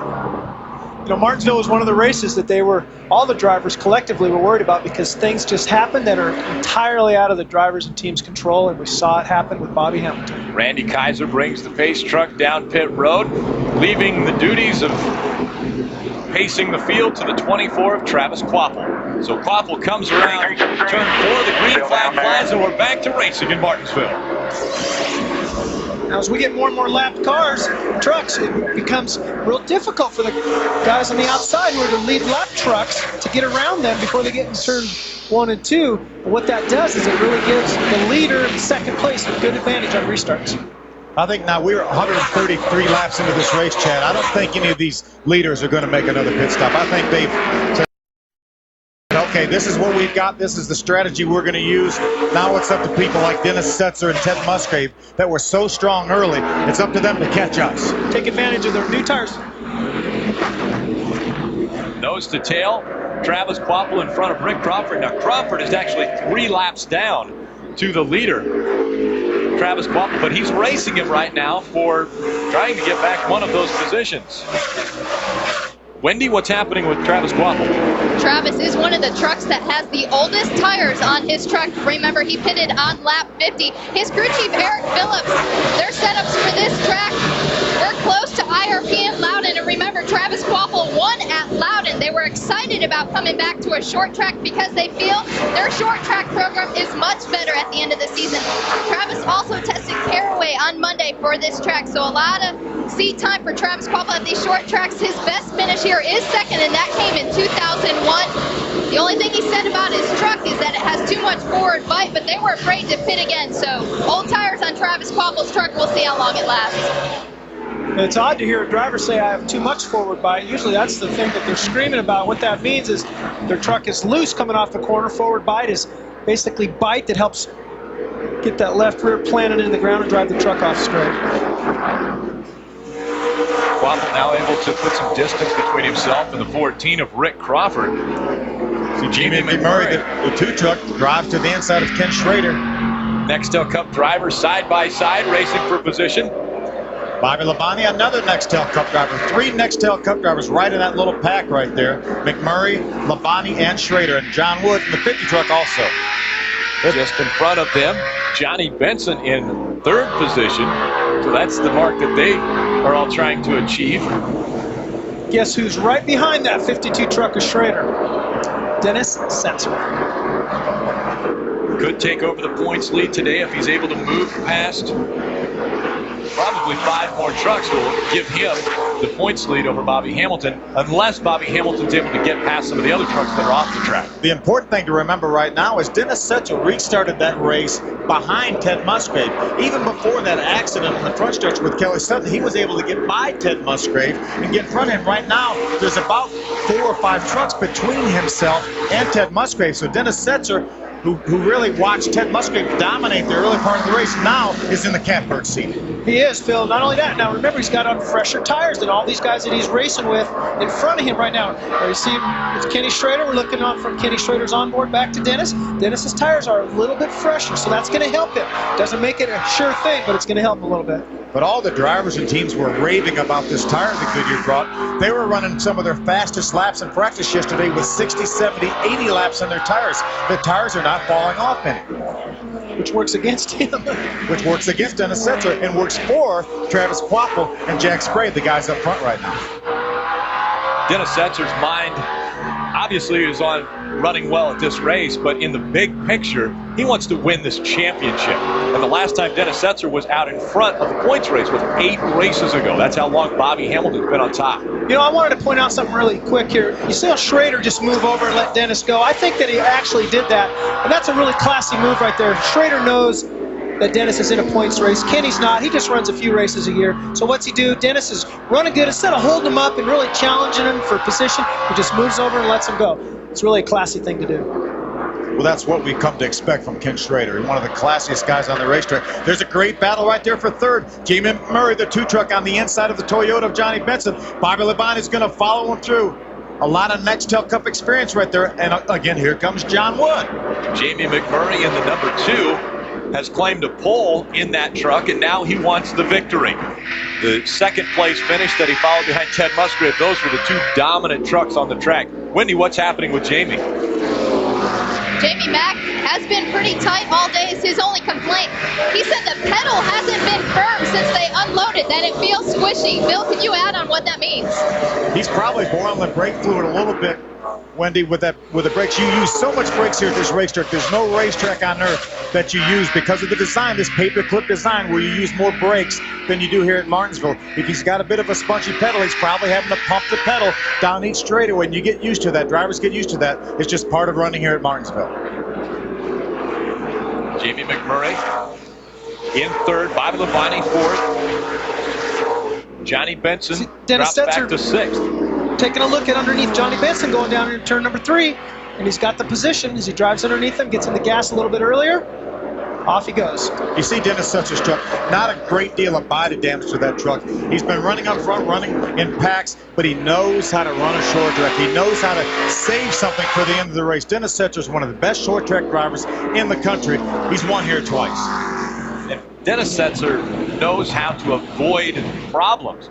He was right on the inside of Kelly Sutton when that last caution came out. He was able to avoid. You know what I call that? Luck. Sometimes you get lucky too, Rick.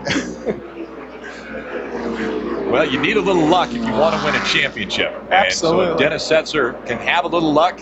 He can definitely reel in Bobby Hamilton with 3 races to go in this season. He moves in on John Wood. We're inside of 50 laps to go right now. He doesn't want to take too much time getting by these trucks after he catches them. Now, John Wood may not, he's racing for position. He races all these races. He may not move over for Dennis Setzer like Kenny Schrader did.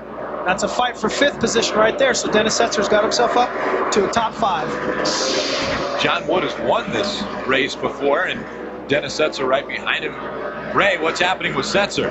Well, Rick, I've been watching the stats on Setzer, and of course, as you documented, it's been 9 races since he was at the front of the pack. And bonus points will certainly play into this championship this year. He's got 2 wins here, a 3rd and a 2nd in his last 4 races. But the last time we were here in April, Setzer did not lead. They have been on the radio reminding him of that, to be cautious, work your way to the front easily, but we definitely want to try to get up there and lead a lap, because those bonus points are going to be important at the end of the year. And we'll look at those bonus points as Ken Schrader comes down pit road. Something wrong with the Federated Auto Parts Chevrolet of Ken Schrader. Definitely an unscheduled pit stop for Kenny. And a fuel stop, Phil. Fuel stop. I don't understand. Quite understand that. Other than, I guess he needed fuel. Kenny pitted back on lap 50, unless he has maybe the pickup in the wrong place or something like that, or not getting all the fuel picked up. He should be able to run 140. There's a battle. There's a pass for position. Dennis Setzer, another 5 points, gets by John Wood for the 5th position.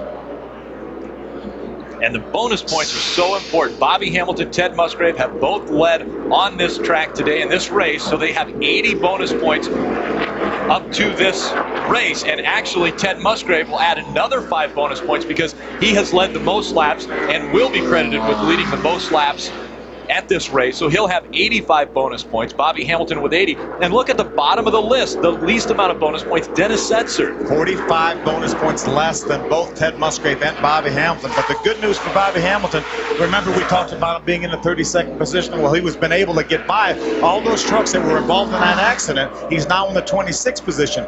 But if nobody else has any trouble and falls out of this race, that's about the best he can finish. And Dennis Setzer is still moving forward. Let's talk about how they get those bonus points.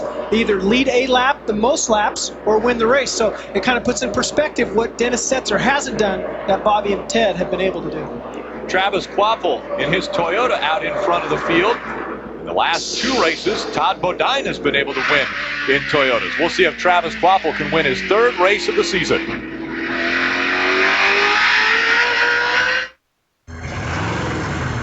When we forged the frame rails of the new Ford Super Duty with thicker gauge steel than any other pickup, we gave it more payload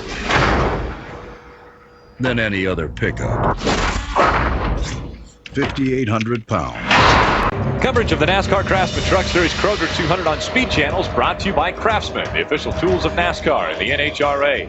And by the next Ford Super Duty. Tougher, smarter, stronger. Travis Quapple continuing to lead. He's been out in front for 55 laps. Bobby Hamilton, more problems for Bobby Hamilton. Looks like he has a flat right front tire as he makes his way to pit road. Bobby Hamilton had made his way up to 26th position.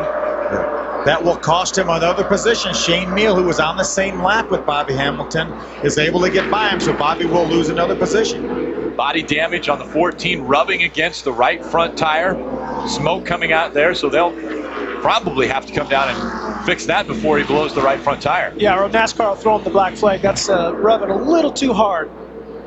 Rick's right now 3 laps down. That's our third place truck right behind him. Jimmy McMurray, the 2 truck. Great shot right there. You can see the abuse that the brakes are getting. And we documented from his wreck earlier, he probably is not getting the airflow to him that he needs to. Got a great battle for third right there. There's Jamie McMurray, Bobby Labonte right behind him. There's the battle for the leads tightening up, Rick.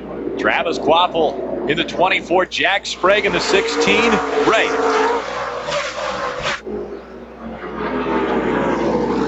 Bobby Hamilton put on right side tires, had a fender rub on the right side, and so he did come to pit road. Now, guys, you got a monitor there. Tell me who he's running with, and is there any more positions he can gain in this race? Well, it looks as though Bobby Hamilton, his closest competitor that he could gain positions on would be Shane Meal, but with Shane Meal on the track 2 laps in front of him, it'll be very difficult unless problems happen for Shane Meal. Yeah, Bobby's going to finish in the 27th position unless somebody else has enough trouble to have to come to pit road. The 67 truck of J.R. Patton, who is in front of Bobby Hamilton, is on pit road. Don't know if it's just something small, if it could be terminal damage. That would be another 3 points if J.R. Patton is not able to get back on the racetrack. You know, Jack Sprague's truck is on fire right now. He has come from about 5 or 6 truck lengths back to all over the back of Quapple. We see a little contact right there. A lot He's of not contact. done yet. Spins him around, and they're both wrecked into the wall. Unbelievable. Unbelievable. First and second, Jack Sprague, Travis Quapple. Quapple backing down the backstretch. We talked about keeping a cool head, and that to me right there was nothing but someone just not wanting to be patient. He was all over Quapple, and he decided now's my chance to make contact. They got hooked, and they're both in the wall. I went under him. Chad, we got 27 laps to go. That wasn't that necessary to make that move the way he did. He got underneath him, got into him, didn't turn him loose. Not when your truck is as good as Sprague's was. I mean, a little contact. Let's take a look at what happened here. You see Travis leads down going into turn number 1. There's Jack on the inside, right behind him. Travis slid the left front tire a little bit. Jack makes some contact, makes some more contact, gets him completely sideways, make more contact. You know, I wouldn't be surprised if, that doesn't look like something a Sprague would do at this point in the race. I wouldn't be surprised if he's having some brake problems right there. Pedal went down to the floor and he couldn't get the thing slowed down. Well, you don't hit the brakes off the quarter, Jack. I'm trying to give him a little benefit of the doubt here. Well, and we could hear the engine revving on Travis Quapple. He did an incredible job trying to save this right here. He hits the accelerator, but there's nothing he can do when the right rear tire was completely off the wheel. And the problem was Jack was right there in the inside. He started going forward, but then he ran into Jack's truck, and that turned him back into the outside wall. There's Jack Sprague behind the wall with some heavy damage to the right side of his truck. That's going to let Jamie McMurray inherit the lead, and Dennis Setzer is in second. Jamie McMurray looking for his first victory in the NASCAR Craftsman Truck Series, driving the Team ASE CarQuest Dodge number 2. And there are enough laps left that if these 2 trucks don't come back out onto the track, which I would imagine at least Travis Quapple will be able to come back out. But if these 2 trucks wouldn't come back, Bobby Hamilton would get those positions. Yeah, that would be 6 more points for Bobby Hamilton. But those 2 trucks right there, when Dennis Setzer went by him, that was 10 points. You get more points at the top. Wendy. Travis Quapple pulled it into the Cup garage. They got the radiator, the brakes. They decided just to pull it behind the wall and pull the crash car out. They'll start making repairs as best as they can to get back out there. Let's go to Ray. Well, Wendy, over here for Jack Sprague's number 16 Chevy, they're done for the day. The right side, so much damage. A bunch of crew guys from the 46, of course, ran over here to see if they could help, but the day is definitely done with only 25 laps to go. No way that they'll get any of that done. Jack, what happened out there on the racetrack? Looked like you got a good run on the 24. Well, it's a shame for both of us. I mean, it's short track racing, but he went into one, he smoked the tires, front tires with the brakes. Pushed up, I got under him. Probably didn't know I was there. He came back down, we got together, and we couldn't get apart. We hooked up and couldn't get apart, but Chevy truck Silverado was pretty good. We got took out early, went to the back, worked our way back to the front, and had 25 laps to go. Just maybe I shouldn't have stuck it in there, but heck, it was my only chance to get the lead, I think, or that first chance I had. And I'm sure he didn't know I was there. I mean, it's just one of them deals. I hate it for both of us.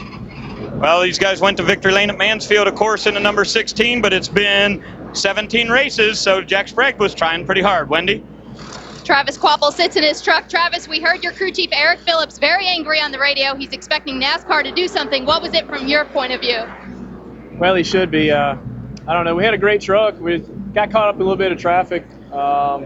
Sprague was coming. I don't know if he'd ever been able to get by me if he didn't run me over. But I got held up in some traffic. It's the only reason he caught me. But I don't know. I guess he thought he just turned me around. Did you slide the brakes at all? I got in the corner a little hot. I was up the racetrack just a little bit, and he must have thought there was enough hole there, and he got it in my left rear. And as soon as he got my left rear, cut the tire down. So unfortunate for this Linex team. We had a great truck today. Unlike Jack Sprague, Travis Quapple's team is working on it. They are going to try and get back out there because he is still was only 10 points behind for that 7th place points position of David Starr going into this race. Rick? Thanks, Wendy. We're going to look at this again. Well, here they are right here going down the straightaway, and you heard Sprague say that maybe he got in and smoked the tires. We don't see any smoke, but he did move up a half a truck length, and then Jack got in the back of him, and they couldn't get apart. What happened when Jack got beside him after he made contact, he wasn't trying to keep into Travis. He was just trying to drive on by. When Travis jumped in the throttle to try to keep it out of the outside wall, that's when he made some contact with Jack Sprague. Jack wasn't continuing to stay against him. He was completely to the inside of him, and then Travis came down the hill a little bit as he was trying to straighten it out and made contact. The 46 team we heard came over to try to help out Jack Sprague. That would mean 3 more points for Dennis Setzer if Sprague was able to stay on the track. Why turn off the engine when you can just turn off the blade?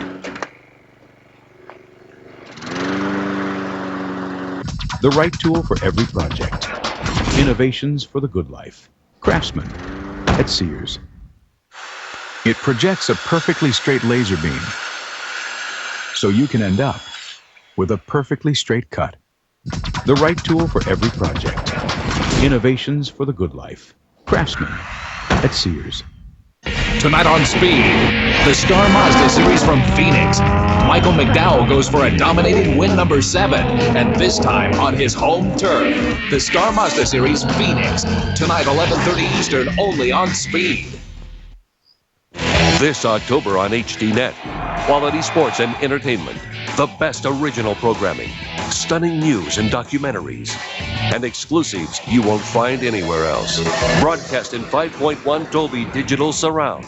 And the stunning clarity of 1080i high definition. This is HDNet. Television like you've never seen before.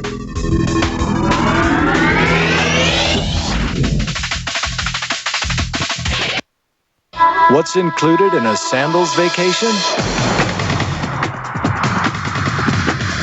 Everything. So for the ultimate all-inclusive for 2, there's only one name.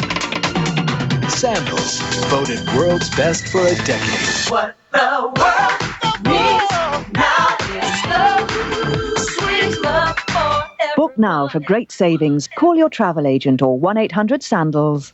There's a new sheriff in town, and his name is Dennis Setzer. He takes over the points lead from Bobby Hamilton because of the damage done to the Square D Dodge. And Bobby may get one more position.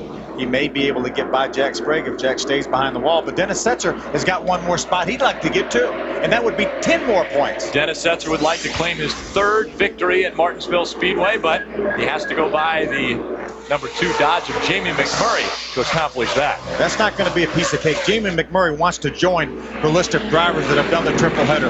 One in the Nextel Cup, one in the NASCAR Busch Series, and one a Craftsman Truck Series race. Jamie desperately wants to get on that list.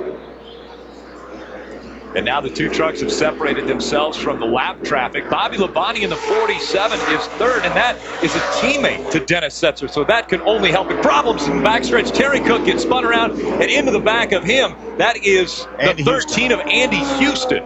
Andy had such a great run going. Ran over us and wrecked us. That was his spotter for Keith. That was Keith Barnwell, the spotter for Terry Cook.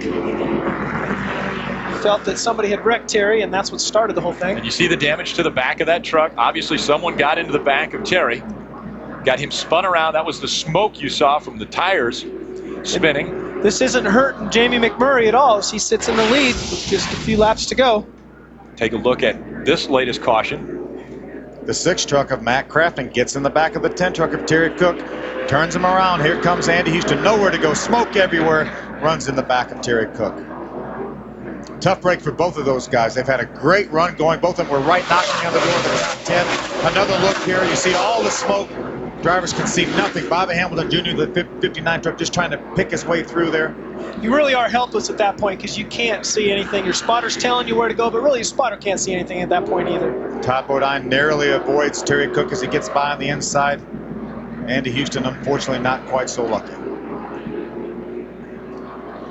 Riding along with Johnny Benson. We'll take another look. Johnny runs in the back of Robert Huffman. Whoa. Whoa. Was that Bill Davis? That is spotting at its finest right there. Just stop, Johnny. Stop. Don't go high. Don't go low. Just whoa. That's spotting, and that's from his car owner right there, Bill Davis. So he was spotting not only for concern, but also because he didn't want his truck tore up. Inside of 15 laps to go right now. Jamie McMurray would love to see them spend about 10 more laps cleaning up this racetrack. At least. Because he knows Dennis Setzer has a great truck, but Jamie McMurray also has a good truck. So this could be a great battle right down to the wire. The track crew continuing to clean up any debris that has been left on the track. And just so you're aware, once we get inside of 10 laps to go, we will go single file line. Wendy? Terry Cook on that caution. The spotter for him is Keith Barnwell, his owner. He came over the radio and said, sorry, I was talking to Rick Corelli, the spotter, on Matt Crafton's truck. So you take your eyes off for just one split second, and this is what can happen. The guys are on the right-hand side changing those tires. 4 tires and fuel is what they're going to do on the only right sides for Terry Cook. As he goes back out there, he was 7th when he wrecked. Well, those were the 2 trucks involved, the 6 of Matt Crafton and the 10 of Terry Cook. They may have been talking after that incident. Yeah, I'm sure it wasn't real friendly either. Some communication going on. Ray? Guys, I really, we got a lot to talk about in the next couple of weeks about teammates, but let me tell you about 46 and 47. If Dennis Setzer is able to move on Jamie McMurray and get his nose inside, they have told Bobby Labonte, get your bumper right on the back of the 47, or on the 46. We need you to come through with us to get a position. We need to take that position away from the 2 and insulate points here. Let's try to push everybody back as far as we can. Now, as we go to these next couple of races, the big question is, how many teams will each of these guys bring each week? That's what I wonder. You remember last year we went to Homestead? Ultra Motorsports brought 5 trucks. Will these teams start bringing more and more trucks to try to pad their points? Good shot at Danny Gill looking on. He wonders if his strategy worked, his 2 pit stop strategy worked. He got bit here last year by pitting 1 time. John Wood was able to get by him with a 2-stop strategy. Danny made a 2-stop strategy here. Jimmy McMurray, I think, has only had a 1-stop strategy. So we're going to see which one works. We're going to restart this race with 11 laps to go, which means that it's just outside the single file restart rule. It's going to be real important for Dennis Setzer to clear the 14 truck of Rick Crawford on the restart so that he can have a clear shot at Jamie McMurray.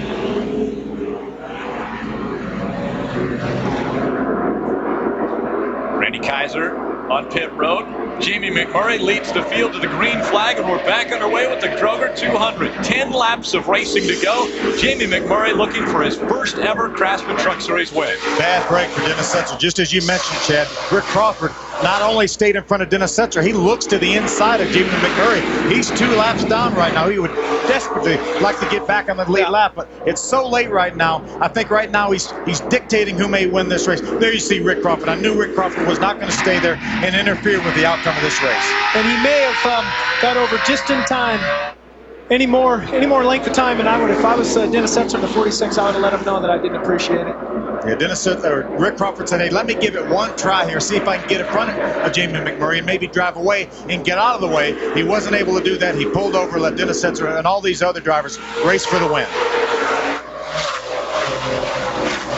Bobby Hamilton in just 2 laps will take over the 26th position from Jack Sprague. That will give him 3 more points, which will separate first and second in the points by just 1 point with Dennis Setzer out in front. Now, if Dennis Setzer is able to get by the 2 truck of Jamie McMurray, then he'll put a little bit more distance between himself and Bobby Hamilton. That would be a 15-point gain for Dennis Setzer because he has not led a lap, and he gets 10 extra points for winning over what he would get for second.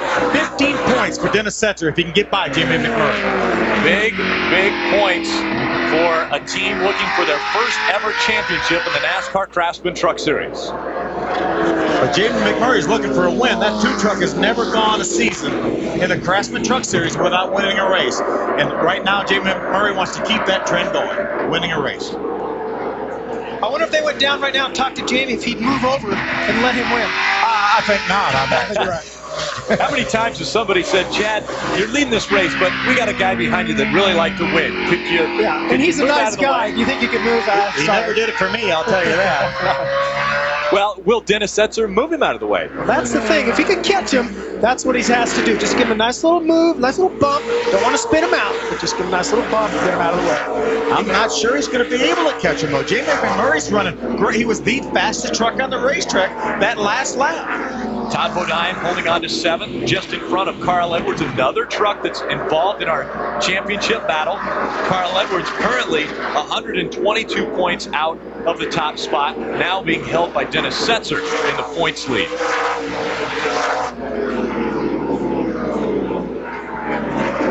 Under 5 laps to go, 4 laps to go for our leader, Jamie McMurray. Looking for his first win. Jim Smith would love to see the 2 truck back in victory lane. A dominant performance by Jamie McMurray so far today as well. You see, the distance isn't really, he's not able to close the distance up at all. Dennis Setzer's not, so I think Jamie's in the catbird seat at this time. Now, I wonder if lap traffic will play into this at all. But this is going to be a victory for Dennis Setzer of sorts. He's going to gain the points lead back. He came in this race 79 points behind. He's going to regain the points lead that he lost about 8 or 9 races ago. So Dennis Setzer is not going to be too terribly disappointed with this second place finish. Coming by the start-finish line, the white flag flies. Jamie McMurray, just over a half a mile to go before he gets his first ever Craftsman Truck Series win. Ultra Motorsports has led 126 laps between Jamie McMurray and Ted Musgrave. Musgrave led 101 laps of this race, and Jamie McMurray wins the Kroger 200. Guys, good job, Trip. Good call. He was talking about his crew chief, Trip Bruce. Good call.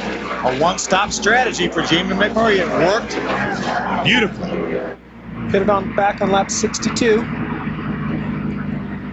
Jamie McMurray claiming his first ever Craftsman Truck Series win at the same track that Bobby Hamilton got his first ever Craftsman Truck Series win, as did Scott Riggs. Hamilton in 2000, Scott Riggs in 2001.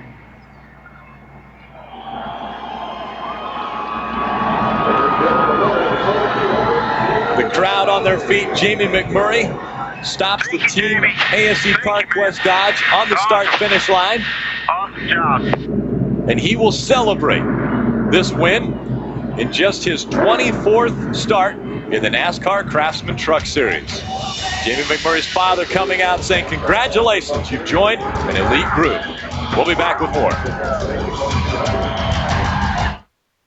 Everybody has a project. For Chris Sheldon, it's the 151-foot Lady Liberty. For A.J. Foyt, it's a 750-horsepower V8 engine. For Bob Vila, it's a 180-year-old Federal-style home. And for Joe Eller, it's a birdhouse. Craftsman has the right tool for every project. America's #1 tool brand at America's Best. Series post-race show is presented by Craftsman. Let's go down to victory lane and Wendy Norris. Jamie McMurray climbs out of the 2 truck for his first ever Truck Series victory. Jamie Mack getting splashed by his team, the 33rd win for Ultra Motorsports. as he gets congratulated by owner Jim Smith. This is only his third start in the Truck Series this year, his 24th career start. Jamie, you have now won in all 3 series. That's pretty cool. Yeah, very, very exciting. We knew we had a good truck last night, and Trip and I had just a strategy to pit as soon as we could and just stay out. Tires just don't seem to fall off like they did in the past, so really good truck. Now, you were complaining that your pedal was a little squishy. Were you having any brake problems? Yeah, through one of those runs, the pedal just kept going to the floor, and we struggled last night with brake problems. They changed all the master cylinders and everything, but just never, I don't know what happened. Just couldn't get the brakes quite right, but really good day. Team ASC, CarQuest gave me a good opportunity. Jim Smith, and I'd say Jim just leaned his head in the truck and said one of his good friends, Mark Collins, passed away. So I'd like to dedicate this one to you, Mark. Now, at the beginning of the race, we mentioned that it might be only single groove racing. How was the groove out there during the race? You obviously were able to get through from the 18th starting spot. Yeah, I mean, we were fortunate. They wrecked a lot in front of us. Really to pass a guy, you kind of had to root him up out of the way. And it's not probably as good a racing as what we had in the past here at Martinsville. But I think in a year or two, just like anywhere else, it's going to get better. So tough to pass, but at the same time, you can if you need to. Jamie Mack with his first ever Truck Series victory. Let's check in with Ray Dunlap. Well, thank you, Wendy. It is Dennis Setzer's 15th second place finish, and I know you wanted another victory here at Martinsville, but guess what? You got the point lead. That's pretty good right there. Our little Silverado was pretty good all day. We just chased those guys from behind a couple of times. We had to come in and make an adjustment earlier. I started the race just a little bit off, and Danny and these guys made some great stops, made some great adjustments. Jamie pitted much earlier than your last pit stop. Are you surprised he was able to hold you off with those old tires? No, it seemed like the tires aren't that big a factor unless you're a little bit off on the chassis. The first run, I was way off on the chassis the first 40 laps right there. They made the adjustments. We were ready to go at the end, but we were just as good as he was, but couldn't beat him at the end. Okay, congratulations getting the point lead back. Dennis Setzer finishes second here at Martinsville. As we talked earlier, Jamie McMurray joins the list of people that have won in all 3 major divisions of NASCAR. A great group of drivers there. See, Bobby Hamilton's on that list. Jimmy Spencer, Ken Schrader, Mark Martin, Greg Biffle, Kevin Harvick. Just 8 drivers in the history of NASCAR to win in all 3 series. Very impressive performance by Jamie McMurray. Speed Channel's coverage of the NASCAR Craftsman Truck Series post-race show is brought to you by Craftsman, the official tools of NASCAR and the NHRA.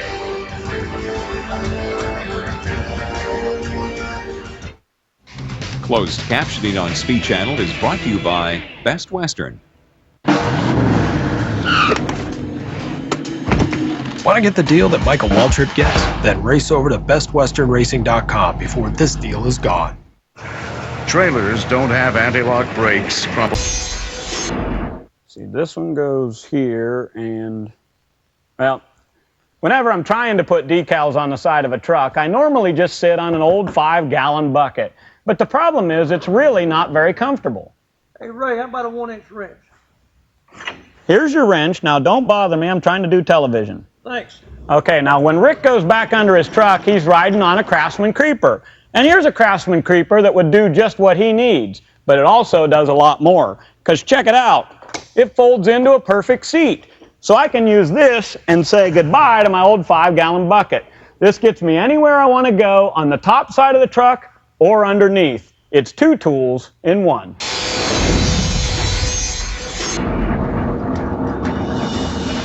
We take a look at the Ford top 10 point standings. Dennis Setzer reclaims the top position from Bobby Hamilton, but just by 1 point. Unbelievable. Now we've got 4 trucks inside of 122 points with 3 races to go.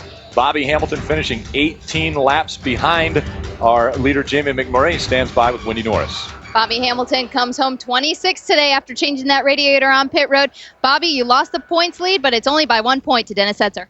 I knew it coming in here. This place, they've done a great job servicing it, but the speeds are almost too high to race. But, it was a heck of a race for the fans. But, I've always said it's easier to be chased, Now I've got to chase, and they got to worry about it. So we're going to win this thing. They're talking about firing their crew chief. I'm trying to hire him. They got all kinds of turmoil going over there. So Mirated one's going to win it. They ain't got a chance. I guarantee you they're worried about Darlington and Homestead.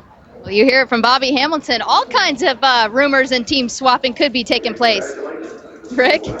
Bobby Hamilton's won at both Darlington and Homestead. That's why he mentions they're worried about Darlington and Homestead. Unofficial results, Jamie McMurray claiming his first ever Truck Series race. Great 3rd place finish for Bobby Labonte in his 2nd ever truck race. First time in 8 years in a truck. Also in this points battle, Ted Musgrave and Carl Edwards. Top 10 finishes for both of those drivers. Our friend Johnny Benson comes home 11th, and we saw Terry Cook get spun out there right at the end, still comes home with the 13th place finish. Bill Lester soldiered on to lead lap finish after having that hard crash last week at Texas. Good run for him. 14 trucks remained on the lead lap at the end of this race. Bobby Hamilton finishing in 26th. See some of the trucks that were involved in that accident. Mike Skinner was involved in an accident. Our next truck race will be 2 weeks from today. We'll be in Phoenix, Arizona. November 5th, the date for that race. That is on a Friday. That's Friday, November 5th, Phoenix International Raceway. This is our fourth first-time winner today. Jamie McMurray jumping into the same ranks as Chad Chaffin, Shane Meal, and Todd Bodine. And so Jamie McMurray takes away the top spot from a Toyota for the first time in 3 weeks. Well, we wondered if we could have a point swing, and we sure did. We came in here. Bobby Hamilton came in with a 79-point lead. Leads 1 point behind. Between the four drivers battling for the championship, they're separated by 122 points. And in any given race, you can make up 135 points. So the championship battle is underway. We'll be back with more in 2 weeks. This copyrighted telecast may not be reproduced, retransmitted, or used in any form without the authorized written consent of NASCAR Broadcasting. NASCAR would like to thank all of our loyal fans for your continued support, and we hope you enjoyed today's broadcast.